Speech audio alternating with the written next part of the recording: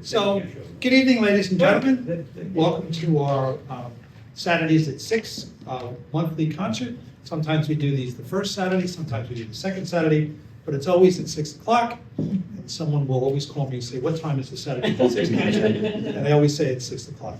Those who don't know me, my name is Dan Kerr. I wear many hats here at All Souls, including I'm the community outreach chairman. So whenever we have people from the community in the church, it gives me a particular joy to welcome people to the church.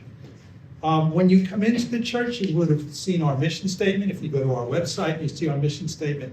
We take our mission statement very seriously, and I'm not going to read you the whole mission statement, but the second sentence of the mission statement says, "We strive to be mutually supportive of the personal spiritual journey, respecting individuality of all and accepting the value of meeting people wherever they are on that journey." So we meet lots of people who are on a spiritual journey. We believe all people are on a spiritual journey. We believe we happen to be an Episcopal church. We recognize that there are many branches on the tree of Christianity. We also recognize that Christianity is not the only tree in the spiritual forest. And we also recognize that there are people who may not have a relationship with God and pride themselves on having a relationship with God, but still seek meaning in their life. If you seek meaning in your life, you seek harmony with the earth, you're still on some type of spiritual journey. So we meet people wherever they are on that journey. We meet people in a variety of ways. One of the ways we meet people is the doors of this church are open every day. And I can say that with good confidence because I'm the guy who opens the doors. And when I'm not here, the guy across the street opens the doors. So we're open every day. And it's not unusual when I open those doors that there's someone waiting to come in. So we meet people that way. And there's a guest book in the back that's covered now with cups and wine for our intermission. But when people come, they sign the guest book, and I always write them a note thanking them for coming to visit.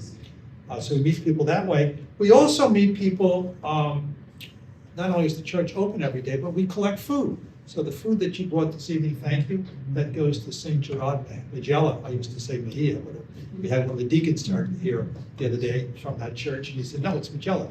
So we bring that food. My wife, Susan, brings that food to St. Gerard Magella. They feed about 200 families in the area. They are hungry in this area. They tend to be invisible, but they're there, and that food that that you contribute makes a big difference. So if you bought food tonight, thank you. If you didn't bring food tonight, next time you go by the church, there's always a little bin in the back. You can just put the food there, and rest assured Susan will get it to them. So we meet people through the food program. We also meet people through the things we do monthly to serve the community. So these concerts every month, either the first Saturday or the second Saturday of the month, there will be a concert. Second Saturday of the month, this one you can set your watch by, we have a poetry series. So today, even though the Yankees are no longer playing baseball, we did have a doubleheader today, in that we had a poetry series at 11 o'clock. We did that virtually through Zoom. I get to be the moderator of that program. So we had a poetry reading today, and then we had the concert tonight. So we do poetry once a month, we do concerts once a month. We also do Native American drumming once a month as well. That comes out of the Native American experience. It's a spiritual healing experience that's thousands of years old. So we do that every month. Every month there's a concert, every month there's a poetry reading, every month there's Native American drumming. On Sunday, we do traditional Episcopal services. So we do a virtual morning prayer service at 8 a.m. You can access that through our website. And then we have a Mass, traditional Episcopal Mass here in the church at 11:15. One of the stories I tell in intermission is the story of this organ, which goes all the way back to before the Civil War. It's an urban organ, very rare. If you come to the 11:15 service, you see the blue hymnals there, and the Negro spiritual book as well. So the organist will play along on that organ that's been around since the Civil War. The congregation doesn't necessarily sing well, but they sing with enthusiasm. So we do that. So that's what we do on Sunday. But during the week, we're really an interfaith center. So if you drew a 10-mile radius around All Souls, in that 10-mile radius, you identified every church, every synagogue, every mosque. You would find that someone from that church, either clergy or lay people, has spoken at our interfaith morning prayer service, which we do every Tuesday at 8 a.m. It's a half-hour service. And it truly is interfaith. What really makes it neat, I think, is that's a good theological word, neat, is that every week that you come, there's someone from a different spiritual denomination, different spiritual path, gives the homily.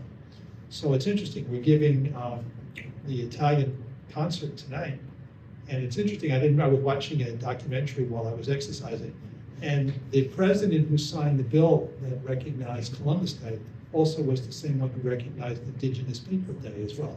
So we've got Columbus celebration today of Italian American heritage. On Tuesday, the interfaith morning prayer, the speaker is our Native American brother. Cover both things. So we do that. And also my wife Susan, who's the wave Susan. Susan's the bartender tonight. She's, in addition to being the bartender, she also leads the interdenominational rosary, which we do here every Wednesday at noon. So we do an interdenominational rosary, we do an interdenominational rosary service as well. So that's the way we meet people wherever they want a spiritual journey. So with regard to, let's change gears now and get, so on behalf of the congregation, I welcome you to All Souls. Relative to tonight's program, there'll be 2 sets of music, and you should have picked up, well, hopefully you would have got one of those little booklets there. And what Heidi has put together is the words, the lyrics in Italian with side-by-side translation in English, so you can follow along for the audience. So there'll be 2 sets of music. There is, in the back, so you want to point it out, there is a musician thank you jar. Heidi came all the way from Buffalo. And Catherine came all the way from New York City. I know getting from New York City can be expensive, increasingly so. So if you move to give a thank you to the musicians, please be generous.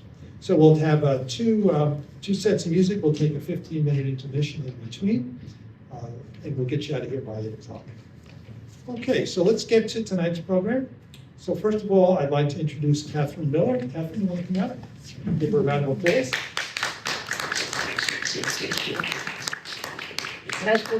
Catherine is an active solo performer as well as a chamber musician based in New York City. She's performed at some of the world's most prestigious halls, including the Wild Recital Hall at Carnegie Hall, as well as Boston's Jordan Hall. Now she can add to the list All Souls as well. She's a frequent performer of new music and music by women and minorities. She strongly believes that music is the most essential form of human communication and works to create a more inclusive concert experience. So again, welcome, Catherine. And now we welcome back Heidi Schneider, who's been here quite often. Let's give Heidi a round of applause. So celebrating right now Brett Allen from WYRK, a music critic. He says that he has praised Heidi for her incredibly wide range and ease of production. Heidi was heard this spring with the Fredonia Symphony Orchestra as a soprano soloist in the ever popular Carmina Burana. She's also was recently heard out in the Hamptons with the Sag Harbor Community Band as a soloist singing American-style works, namely by Douglas Moore and Leonard Bernstein. She's also delighted to join the Buffalo Opera Unlimited this fall with a highly acclaimed anticipated production of the Italian Verissimo opera Pagliacci. So let's welcome them both, and let's get ready for a night of Italian music.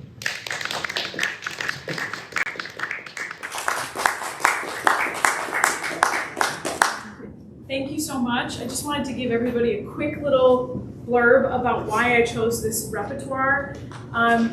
Although my name is Heidi Schneider, I am Italian.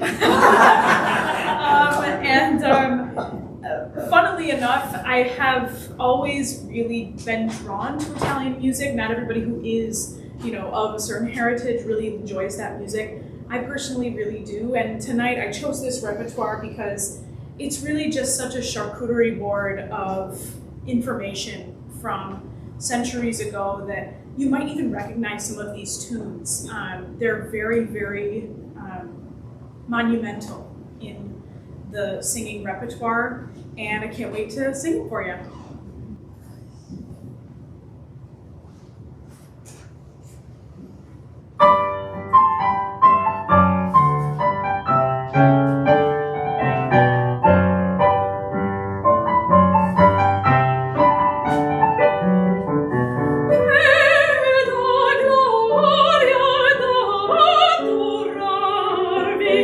Voglio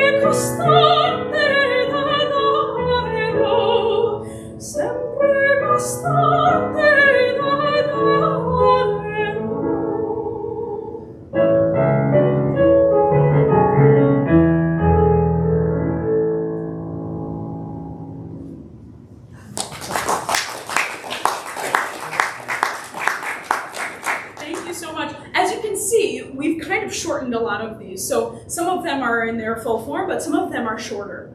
And I did that on purpose because we would be here all night. But I think it's really important, and I tell all my students this, I tell my family and my friends, supporters of the arts, I think it's really important to expose yourself to a lot of different music, whether that be in its fullest form or even just a taste. And this next piece, I just want to talk to you a little bit about what you'll hear in the piano. This piece has a lot of imagery in the translation packet, you'll see it, but a lot of imagery of water and light shining on the surface of water. And you'll hear, hopefully, in the texture of the piano, there's really a kind of swelling wave figure, like the tide coming into the shore and the tide coming back out. So you'll hear that musical imagery in this next one.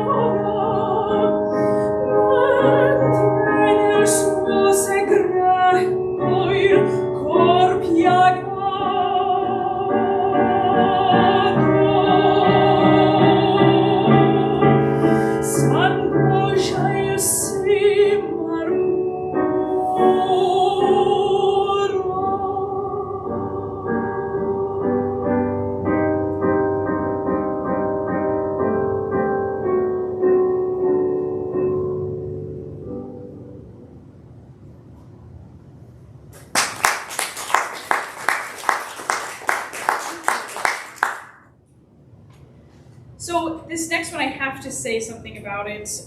It's really not extra special for any reason other than this was the first one out of this collection that I ever learned. So, I mean, it's special to me. It is a special piece. They all are. They're all very beautiful. But this one is extra special because I spent time learning it in the early days of my singing career. And this collection, if some of you might not know, is actually used as a tool to help young singers learn Italian. So that is another reason why I wanted to kind of undertake all of them, is because usually singers only learn maybe one or two of these, and then they kind of move on to greener pastures. But I think the green pastures are really right here.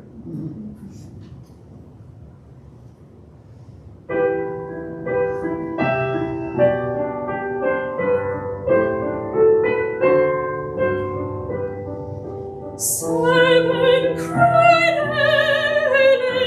mi fai languire, sempre fedele, sempre fedele ti voglio amare.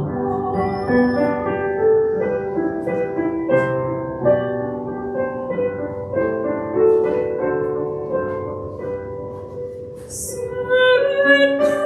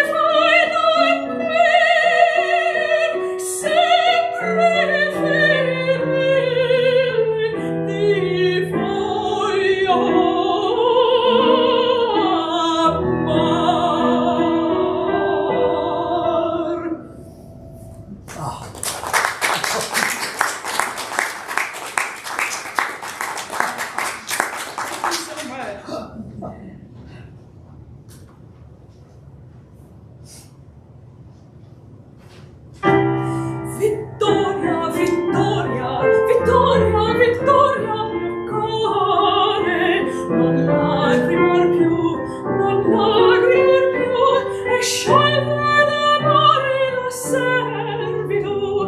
Vittoria, vittoria, mio cane, non lagrimar più, e scioglie d'amore la mia servitù, e scioglie d'amore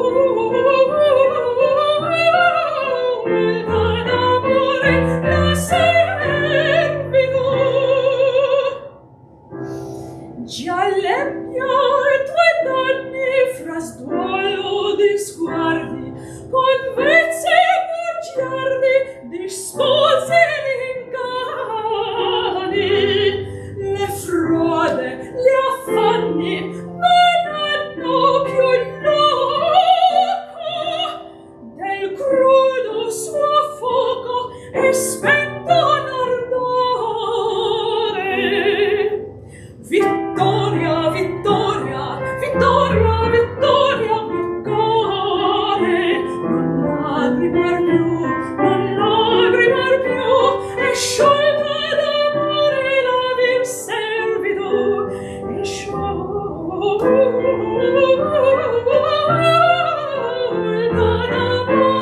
la servitù.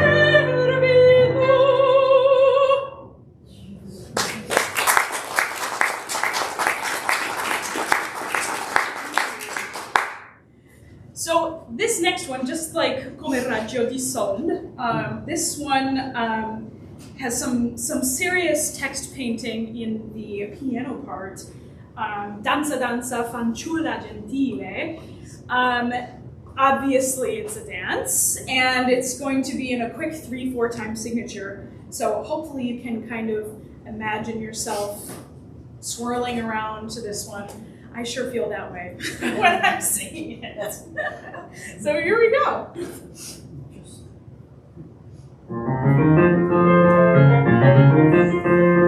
Danza, danza, fanciulla, al mio cantar. Danza, danza, fanciulla, gentile, al mio cantar.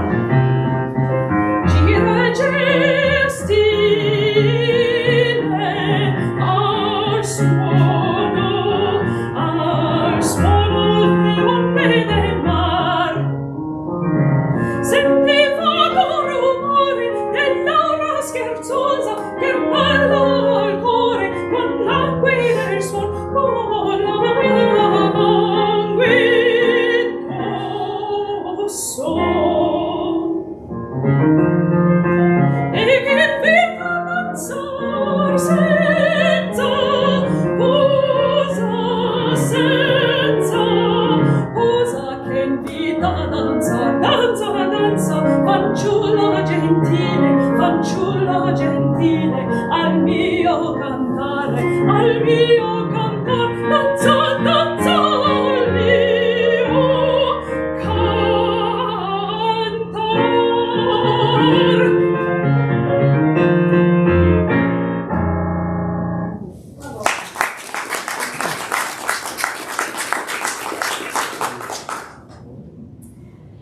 So this next one is a little bit of a different kind of love. So this one is about the Virgin Mary, as you might have noticed if you've peeked ahead in the program. And I really like the inclusion of this one and another one that you'll find that's of a religious nature, because there's not just one type of love, and these are all really love songs if you really boil them down. But this one is truly a spiritual love and a prayerful love. So enjoy.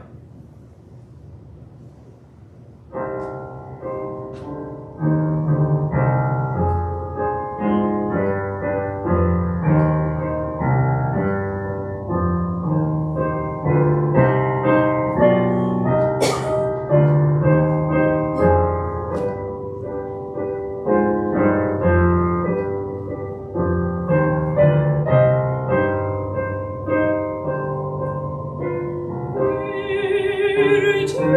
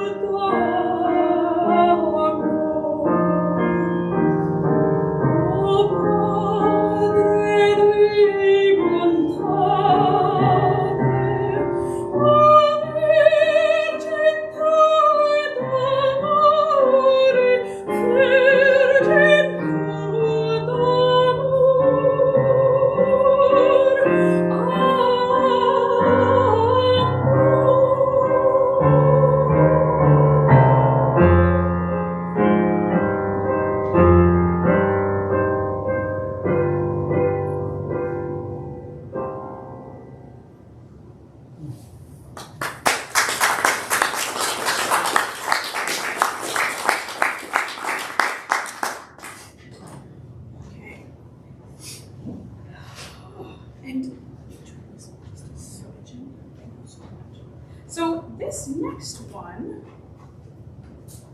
we're doing a little skipping around because there's a few in here that need no explanation and there's a few that do. This is one that does not need it.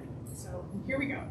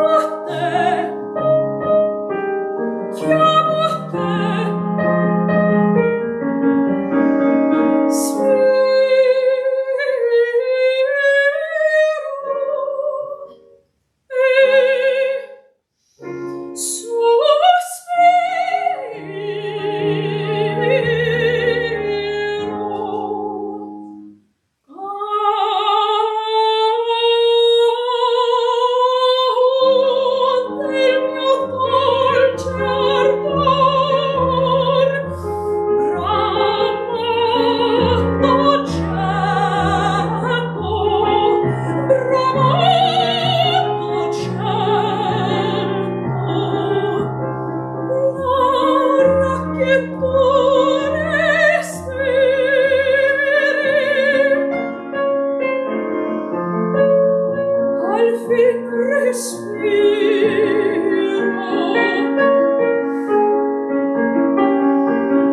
Al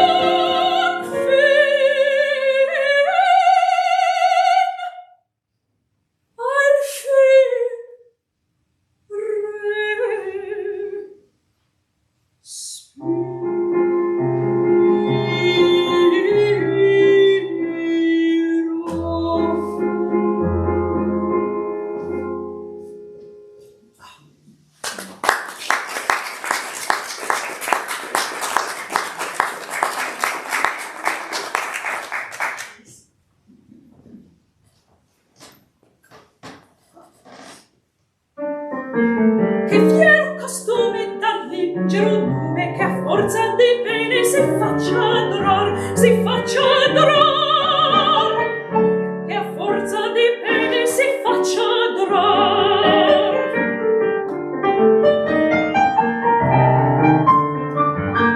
E nur nell'ardore de un Dio traditore un vago sembiante il mio fio di trar. Un vago sembiante mi feo idolatrar.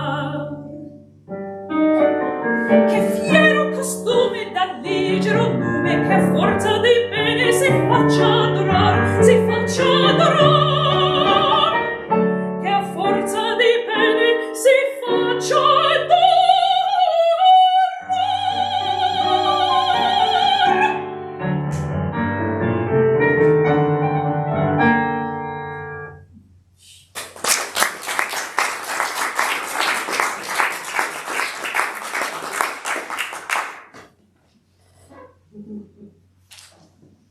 So before we start this next one, sorry, Kate, faked her out there. I always try to have an image in my mind. I don't know if it ever comes forward on my face, but I feel like I always sort of have a little story. And this one, along with many of them, if you've been following along in the program at all, a lot of them are very much, in my opinion, just what you would expect from poetry of this time. You know, so it's very flowery and very elaborate. Even the English translations, which you've probably noticed are a little clunky in the syntax. They're not exactly perfect English because when you translate languages, there's some stuff that falls through the cracks. But in this one, I really do envision, even though the translation, you lose things, I always envision a very young girl writing a diary entry. I cannot get that image out of my head. I don't know where it came from, but she's on her bed and she's writing a diary and she's kicking her feet. It's so youthful in the imagery. So I hope you enjoy.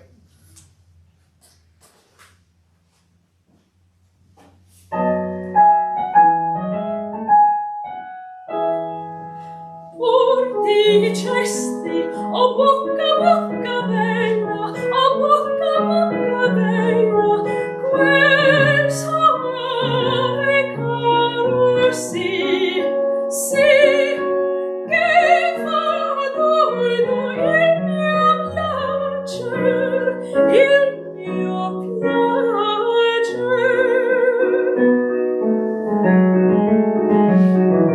Pur dicesti, o bocca bocca bella, o bocca bocca bella, quel soave amaro sì, sì, quel soave caro sì, che fa tutto il mio piacere, il mio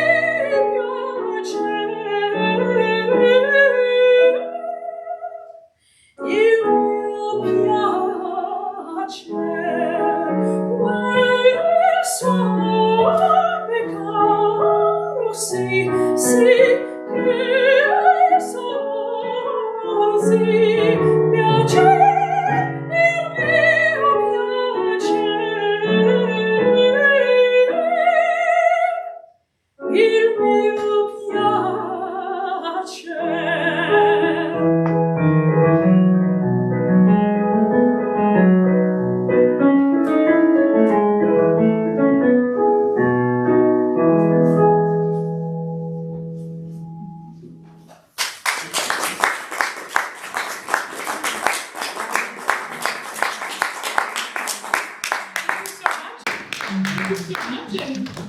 We'll see you after intermission.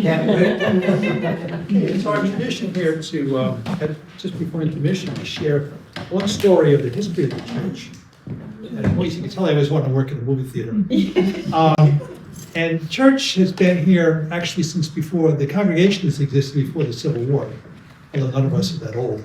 And this church was opened in 1896, and it's on the National Registry of Historic Places, and one of the reasons it's on the National Registry was designed by probably the most famous architect at the end of the 1800s, the 1900s, Stanford White. Stanford White designed the building. So what I only tell, so there's a rich history. You know, Stony Brook has changed quite a lot over the years. Even though since I moved here in 1982, it's changed quite a bit. One thing that hasn't changed since 1890 is this church has stood on the hill overlooking Stony Brook Village ever since then. Actually, we've witnessed the church has stood and watched the dam give out 3 times. So we've been here for a long time. So what I'd like to do tonight is just focus on the story of this window. So I get quite a few visitors here, so this is not the first time I told this story. So that is not the Virgin Mary.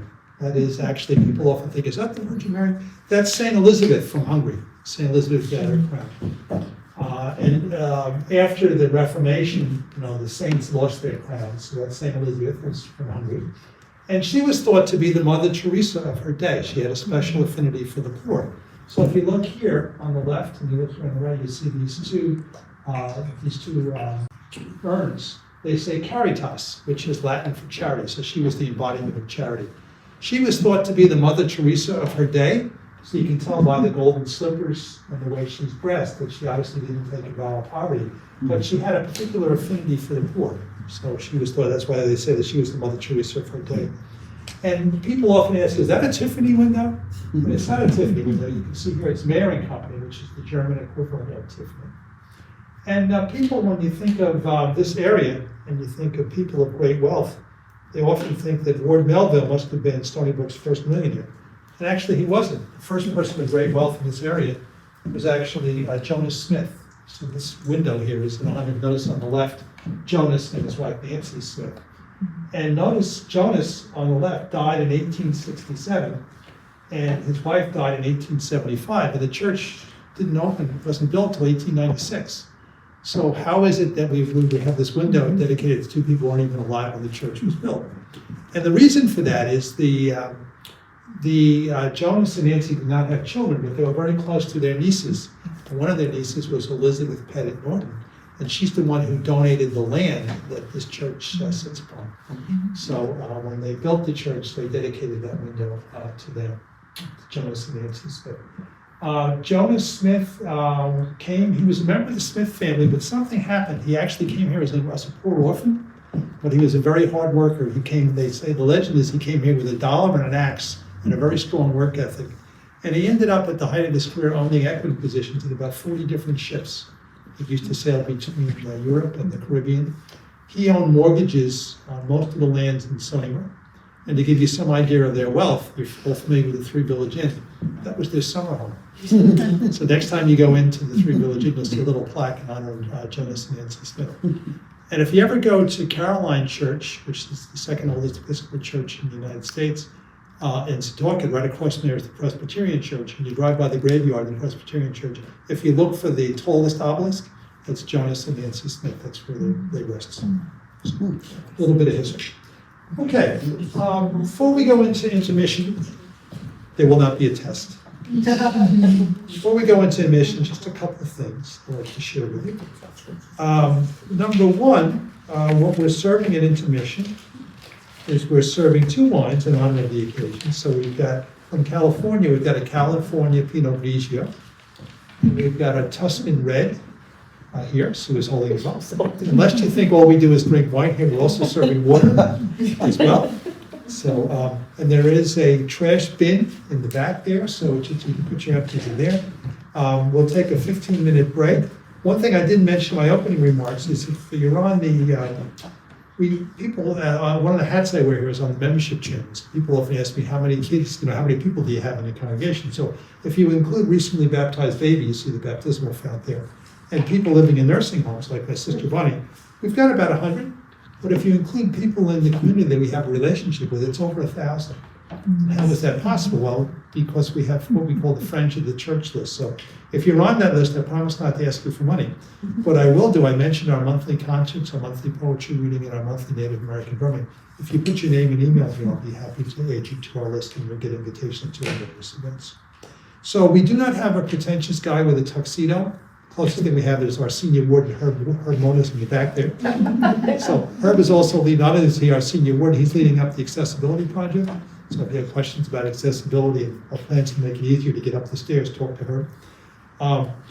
We don't have a pretentious guy with a tuxedo hitting a triangle to let you know it's time to come back from intermission. At the end of 15 minutes, what we'll do is we will flick the lights and we'll ring the bell and bring you back. Also, if you'd like to say a thank you to the musicians, don't forget the little thank you jar there. Okay, we'll see you in 15 minutes. Enjoy your intermission. Thank you.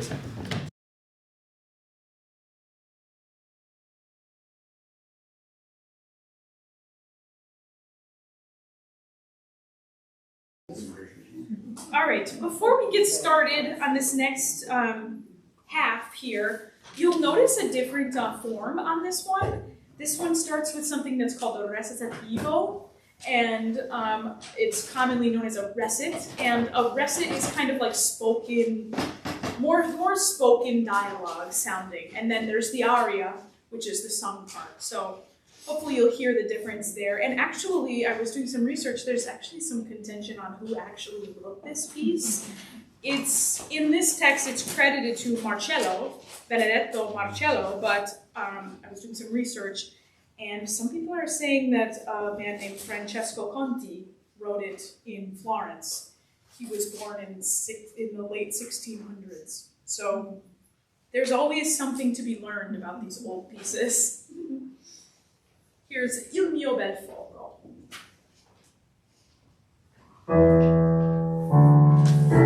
Il mio bel fuoco, o lontano e vicino, che se possino, senza cangiar mai tempre, per voi care pupille ardera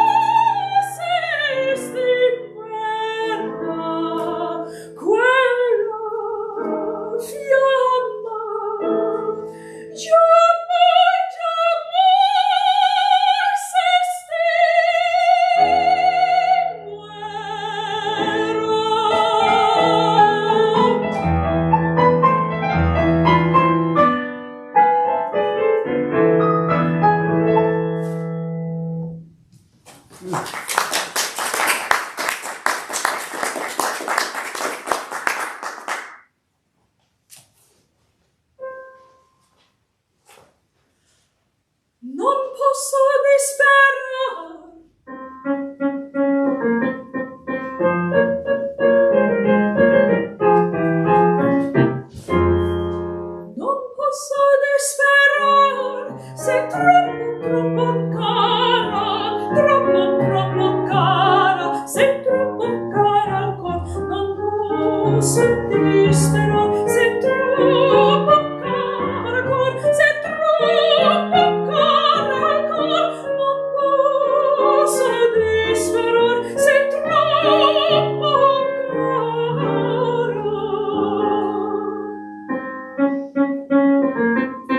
Sei troppo cara ancora.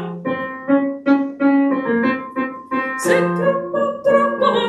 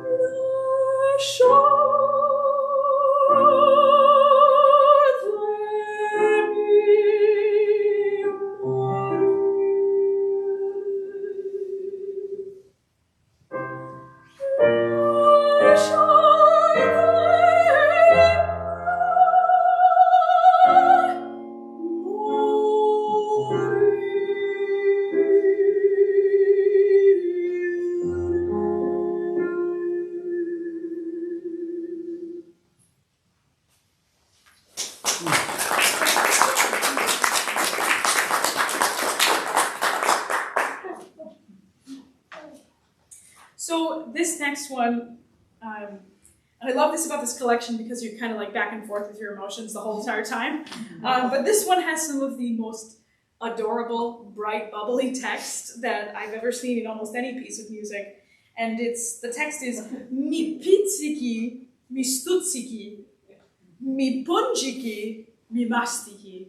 And those things all mean you sting me, you poke, you stab me, you pinch me, and you bite me. So it's very much this type of love, as opposed to the last piece, which was please let me die already. I'm just done with languishing over this person. This one is like, oh my gosh, this is hilarious. You're so cute and so adorable. Like, these are all the goofy little things that you do to me.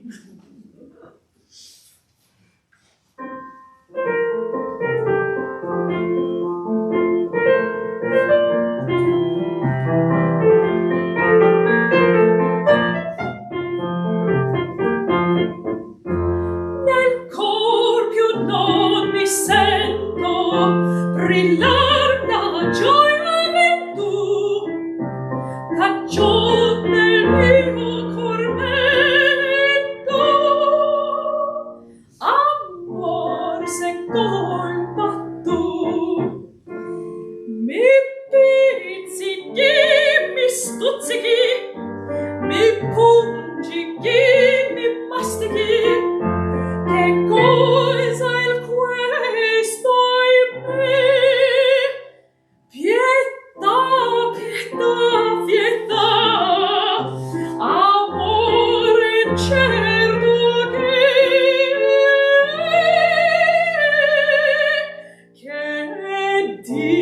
sperar mi fa.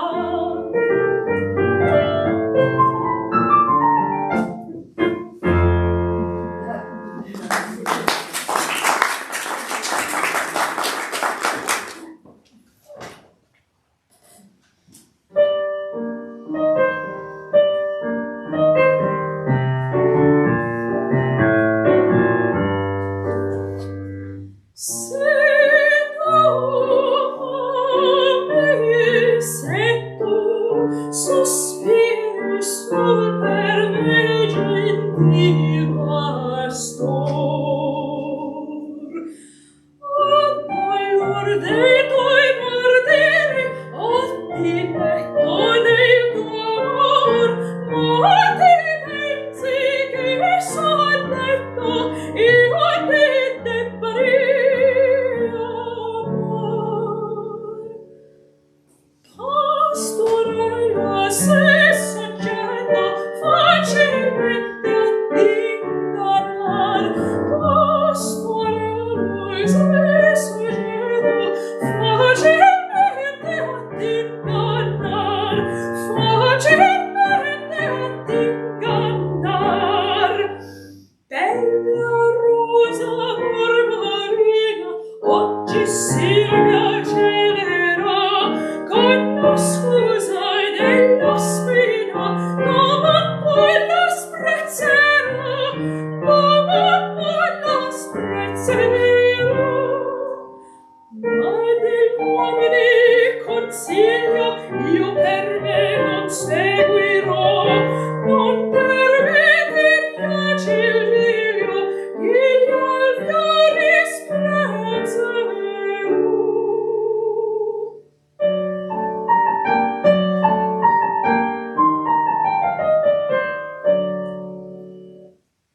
Se tu ami, se tu sospiri sol per me respir pastor.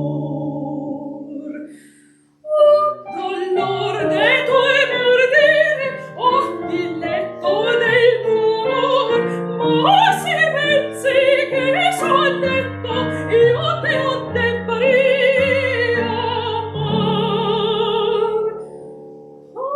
Pastorella se soggetta facilmente a t'ingannar. Pastorella se soggetta facilmente a t'ingannar. Facilmente a t'ingannar.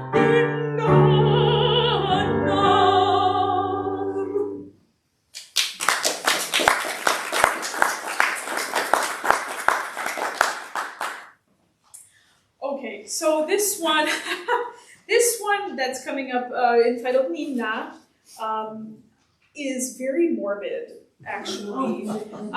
So this one, this one is definitely a male figure as the speaker. He's speaking of Nina, and Nina has been in her bed for 3 days now, and she hasn't been waking up. So we're not sure what's going on here. She's been sleeping for 3 days, and it's a little sad because he does call upon some very loud instruments to, you know, just one final try, please wake her up. And it's actually in the latter half of the song, there's some ascending, languishing, pleading, trying, crying figures for the voice, where I think that he's kind of just lost his mind at this point, just kind of yelling at his poor deceased Nina. So, on that happy note, here it is. In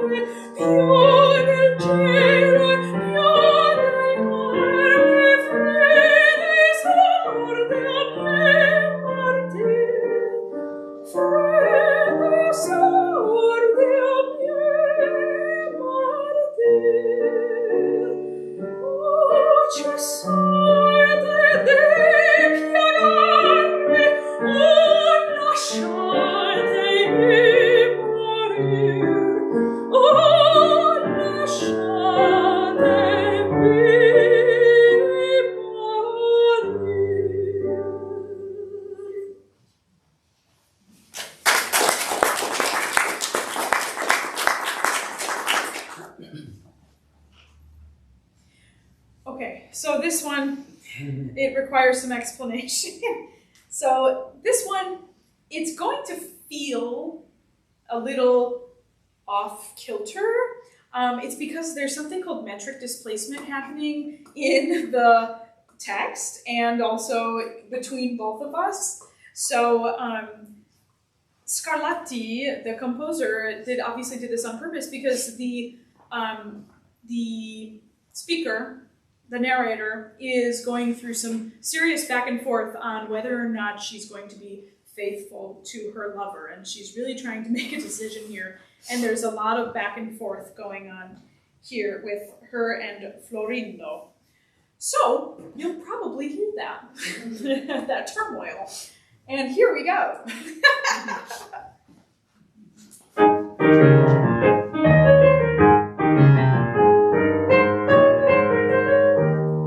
Se Florindo è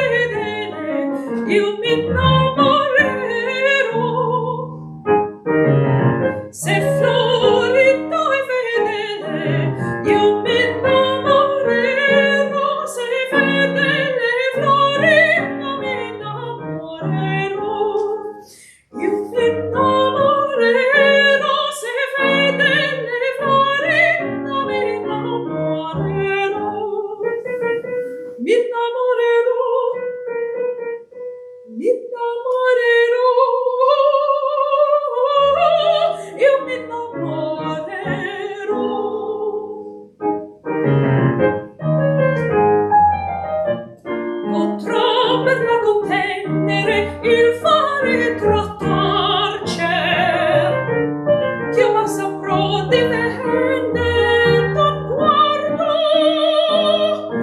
lo sincer.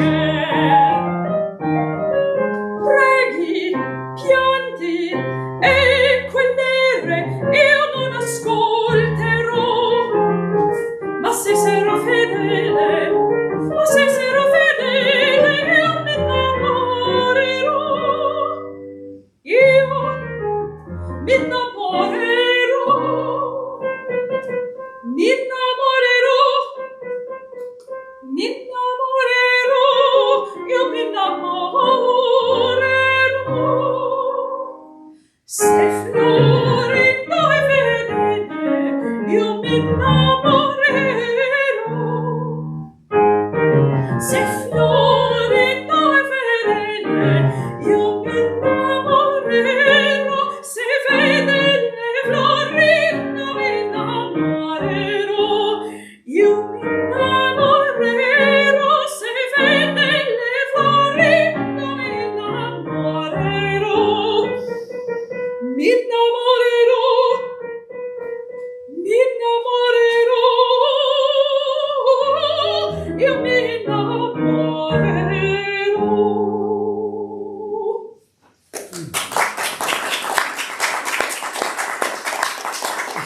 That always makes my head spin. Oh, so this is that other one that I was telling you about previously, the one about the Virgin Mary. This one, Pietà Signore, is Lord have mercy. So this one is another religious style, and very, very regal and dramatic for a religious one, I must say. So I hope you enjoy.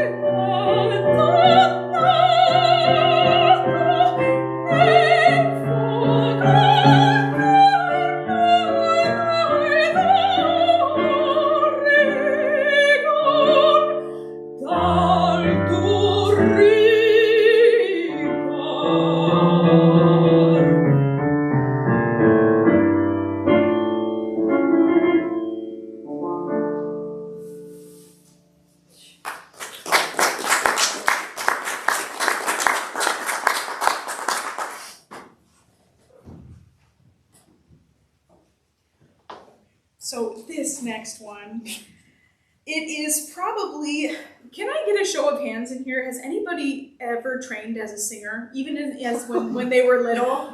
Because, yeah, maybe some shy hands. But if you even were a beginner, this is why I ask, because even if you were a beginner, you probably have heard or tried to sing or heard someone ask you to sing this song. So this one is Caro mio ben, and yes, exactly. See, that's why I say it. So this is probably one of the most famous extracted pieces from this collection. So that's why I preface it.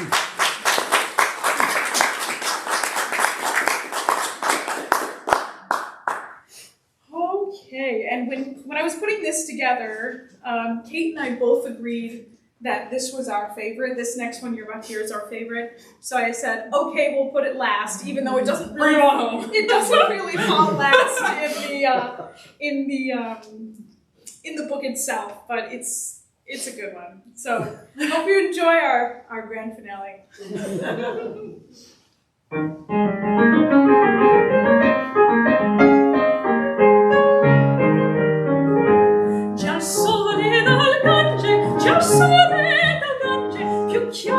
Più chiaro Savina, più chiaro Savina, più chiaro Savina. E del giorno stilla dell'alba che piange, dell'alba che piange, dell'alba che piange, dell'alba che piange. Già sole dal Gange, già sole più chiaro Savina, più chiaro Savina, più chiaro Savina.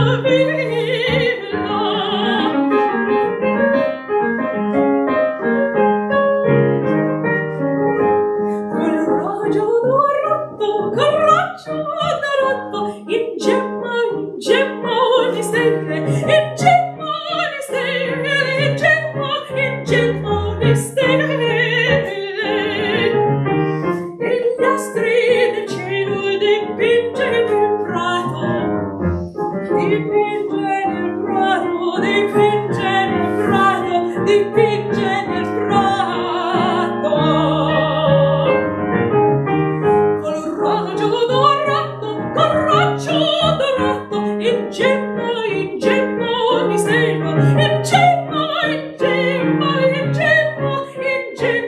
di stella.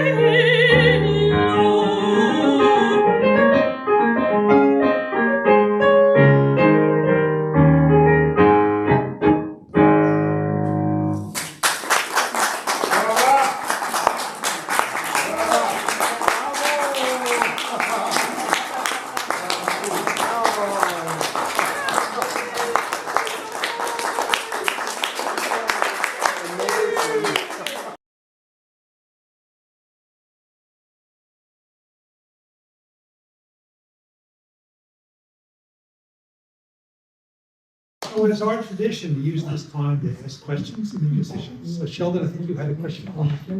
Oh, well, you answered, before I had it, I was making a comment that Saint Elizabeth, of course, she's in many operas, but most notably Saint Elizabeth in Tannhäuser. Oh, that's right. Yeah. You're right. That's not what I wanted to say. Oh. 55 years ago, I played several of these pieces on the piano for my wife, who was a soprano, and hearing them now, I mean, I've heard them once in a while since, is a very more powerful experience, and let me say why, okay? The lyrics, the poetry about love, the heart, the eye, tenderness. We who are older, we've experienced all this in a way we couldn't have when we were younger. So what I'm saying is that for me, and I think many of us old folks, experiencing this is a different experience, you know, and a more wonderful and blessed experience. And I just wanted to share that thought with you. Thank you so much. It's beautiful and thrilling.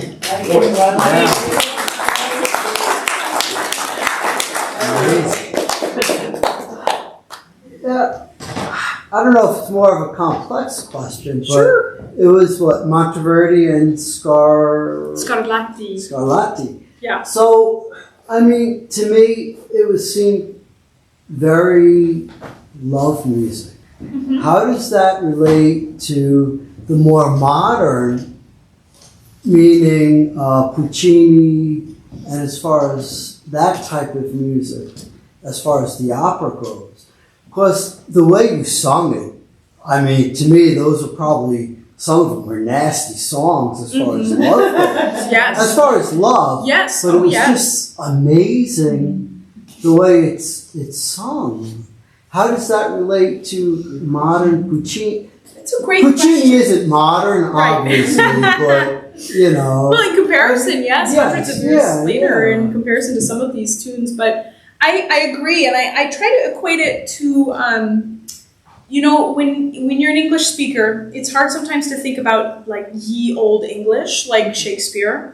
When you think about Shakespeare, that is very drama filled, but yet on the surface, sometimes it doesn't seem that way, or he'll use certain analogies that have died off, or certain turns of phrase that are just kind of not very effective to us because they're so old, like, and not even like, oh, you know, you old so-and-so, but like hundreds of years have passed since anyone has ever said it out loud. And these songs are kind of like that. There's a veil, I've always thought this, there's a veil over this type of music, like music earlier than this, like the Baroque and, you know, of this style and classical, and then you get into more romantic style. But this era has a veil over it in terms of how deep you really can be with the music yourself as the singer. Like, I'm not saying, I hate you, you're the worst person I've ever met. But I'm saying, you know, please just let me die. I would rather die than live one more day next to you. You know, like, but those two things mean the same thing. Yeah. So, so it's kind of like you have to do a little bit of operation and dissection. But I think that's kind of a little more rewarding, especially for someone with my type of brain. I love, you know, digging in the little rabbit holes and finding the little nuggets of information out of the music that might seem simple on the surface, but has a lot to offer underneath. It's a great question. So So the Monteverdi, that's more of a romantic? Puccini is more romantic. Well, okay, This is okay. Monteverdi would be classified more towards the Baroque style. Okay, So okay. like early Baroque. I would consider him like early music. Okay. So Okay. yeah, Baroque, early music, and then classical, and then romantic, and Gee, then okay. modern. Modern. So okay. Oh, It's that's kind of like the certainly timeline interesting. for you. Yeah. Very cool. Yeah. Great question. Awesome. I am in love with the Italian language. I've been trying to study it and learn it my whole life. How fluent in Italian did you have to be to learn all these songs? I Well, mean, your pronunciation blows me away. I'm going to tell you something. It's not very fluent. I'm very good at pronouncing things, but if like my grandfather on my mother's side is Italian, and he goes and visits our family every summer, and he's like almost 90 years old now. But when he comes to see me perform, he says, "Very good, Heidi girl. Couldn't understand a word you said." And I'm like, "Grandpa, it's in Italian, and you should know." And he's like, "No. Good enough," because the dialect has changed. Like I said, this is almost like Shakespearean Italian. So you think about it hundreds of years before current Italian. It's just like if I was singing to you something that has a text from a Shakespeare play. You would know the words kind of, but you wouldn't really understand the syntax too well. And you'd be like, "Oh, wait, what? You're talking about my mouth? What is that?" But it's like a phrase they would have used. So this type of Italian is like poetic Italian. So what I'm saying is there's still hope for you. Did you study formally though? Oh yes. You have to sing at a certain level in collegiate vocal worlds. You have to take vocal diction in all of the 4 pillar languages, which is English, Italian, French, and German. So I've studied all 4 of those for more years than I'd like to admit. But yeah, so I kind of have a base knowledge of all 4 of them, hopefully a lot more in English. But I do speak fluent French, so pretty close. It's not great, yeah. It's not perfect, but that's my best one. And German is it's out the window. Great question. What about Kate as far as, well, the piano or organ, as far as back in the Baroque period to... Sure. So Yeah. most of these pieces would be played with probably like a string, like a cello equivalent, and then some wind equivalents. Wow. Most of these instruments do not exist, or they are not commonly played anymore. So just Yeah. kind of ancestors of the oboe, ancestors of the flute, those sorts of things. And then what I played tonight was a reduction of what was originally written. I mean, honestly, probably what was originally written was like, here are some chords, figure it out. Yeah. Probably and- figured bass. Yeah, figured bass. So Yeah. basically, almost no information, and then the musicians would improvise or Right. make up what would be Yeah. accompanying them with some loose chord knowledge. Right. Yeah. It was So then very that got nice. realized into real written down music, Yes. and then it got reduced into a piano piece to Which accompany you. is really great to understand because a lot of this music you think is very like, this is how it's played, and if you play any other way, you're wrong. But that's not the case because stylistically back then, you would have been expected to be able to improvise. And you think about improv as a jazz thing. Oh, that's a modern jazz thing. But these players there was so few and far between sometimes of, oh, we needed this type of person, or oh, we need this. The composer would basically just write down the form of the song, the chords, and they would give the instructions, but they wouldn't write down any specific notes because not every instrument can play all of those notes. So they'd just give an idea. And they'd say, here's how it's supposed to Here's go. how the low part sounds, here's how the high part sounds, find your equivalent And instruments and figure it out. People were much more proficient on instruments back then. People had more facility on the organ. They had more facility in their homes with their own instruments. They were more musically literate than we are now. So they would be looking at a piece and they would feel the creative urge to be like, oh, I know that one. Yeah, it goes like this. And they would sit down with their friends and they would make music together, and it would come out different every single time because that's kind of just how it was expected to be. Which is so interesting because the music that we have here, it looks very finite. It looks like black and white on a page. You must play this, and if you don't, you're wrong. But at the end of the day, this is all an editor. Schirmer, G. Schirmer, Schirmer put all of this together in like the 60s-ish. And now everybody since then has kind of been like, oh, well, I guess that's how it's supposed to go. But he was just an editor, just some editor from the 60s who made all of these decisions. So whenever I teach music to youngsters, I'm like, you don't always have to trust these editors because one should never trust the editor. Never trust the editor. If you want to know about the piece of music, go online or go to a library and find the true manuscript of the composer, if you can, if it exists, which it might not. But try to find the composer who wrote it down, find that piece of music, because that's really what you should look at. This is somebody's opinion. Wow. This is somebody's opinion. Someone from the 60s. So, we interpret it pretty closely to this, as we did tonight, but it's up for interpretation. Yeah. Yeah. Wow. Other questions? I have one, Heidi. You mentioned the 4 languages that you trained in. One of the things that made tonight so special was the tremendous emotion that you put into each of the selections. I was wondering how, if you look at the 4 languages that you sing in, how you would classify the difference. I don't know if it's correct that the Italian is very emotional. Yes, and it's very syllabic. So you have a lot of emphasis, usually on the penultimate syllable. So if you have the word, chiaroscuro, the second to last syllable, the penultimate syllable would get the emphasis. So it would be chiaroscuro, bam, bam, bam, bam, like that type of thing. So there's a lot of emphasis in that language. German is like, I think of it kind of like a typewriter, and the language just kind of like, especially when the words get lumped together, like all those big giant compound words that you see in German, like, I don't know, Lufthansa, something like, there's just like a bunch of words all smashed together and it means something else. English is very similar to German, believe it or not. And French is kind of like a big giant log of sound, and your lips are all the way out as far as they can be.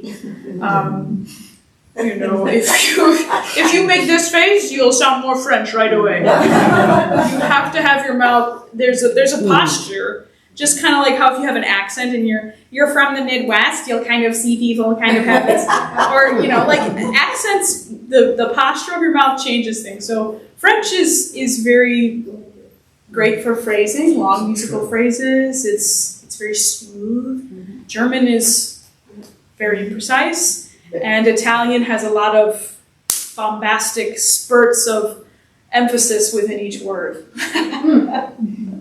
So, great question. Okay, thank you. Okay, comments or questions? Okay, then I'll just announce the next 2 concerts that we have. So on November 1st, we have Columbia, the country, not the university, a Colombian guitarist, Francisco Roldan, who's performed here before. He does music in South America on guitar. And then December 6th, we do something very different. In fact, Heidi will be back for this. We do our annual Lessons and Carols concert. So what we do is we tell the story of the Nativity, and we have 13 different readings of the Nativity done by 13 different representatives, clergy and lay people from 13 different Christian churches in the area. And we have Heidi singing songs. We have our Brave Trio singing songs. We have a group from the Roman Catholic Church in Setauket, Lexi Salerno. Just beautiful music. And Dan Kinney on the organ. It's quite something. So November 1st, Francisco Roldan, and December 6th, our annual Lessons and Carols concert. So thank you for coming. We hope to see you again soon.